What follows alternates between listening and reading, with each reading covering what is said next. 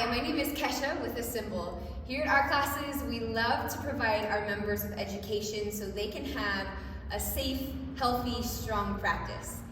One of the things that we do in our classes is break down certain parts of poses or transitions. And last week we covered external rotation. So I just wanted to give you guys all a chance to know what that's all about in case you didn't have the opportunity to come into our classes last week. I'm going to show this from a couple different angles, but essentially external rotation in our shoulders. We've got internal rotation when our shoulders start to cave in, and external rotation when our shoulders open up and those collarbones shine nice and pretty.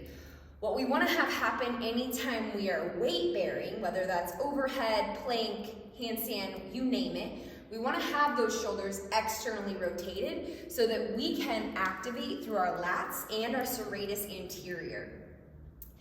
When you go to raise your arms, and I would encourage you to just try it right now, if you raise your arms above your head, how do you naturally raise them?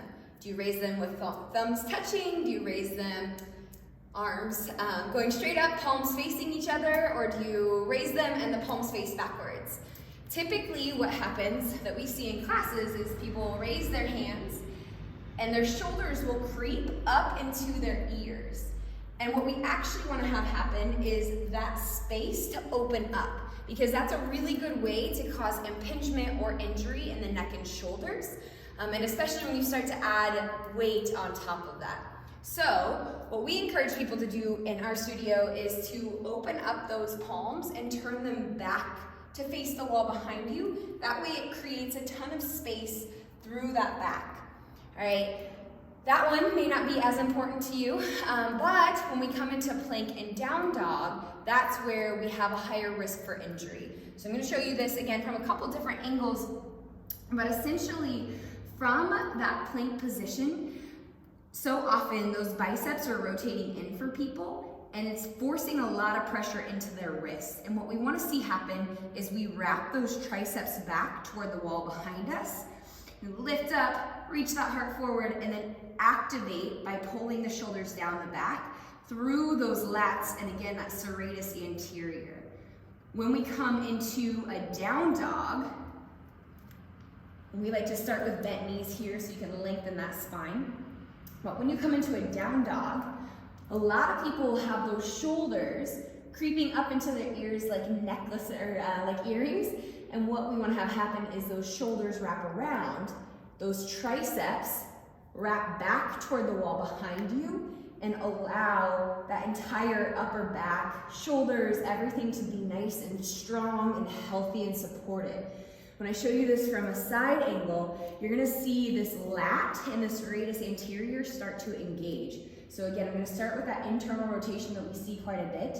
When I start to externally rotate and then pull the shoulders down the back, but press, you can start to see that entire underarm, the under part of the armpit and the shoulder really start to engage, which is going to keep my entire shoulder healthy in this position.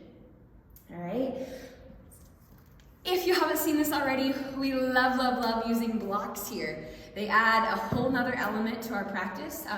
They help in getting into positions easier. They also, with cork blocks, make things a little bit more difficult when you add them in.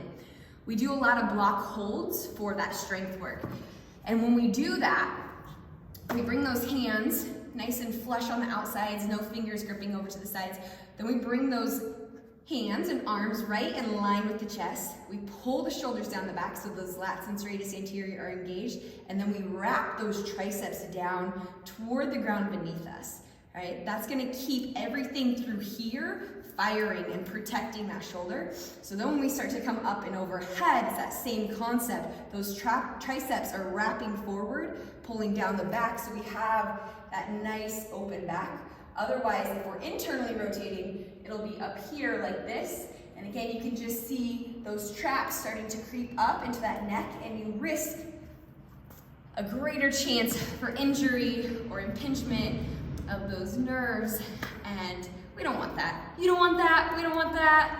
So, next time you are practicing, whether it's here or somewhere else, try to work on that external rotation through those shoulders.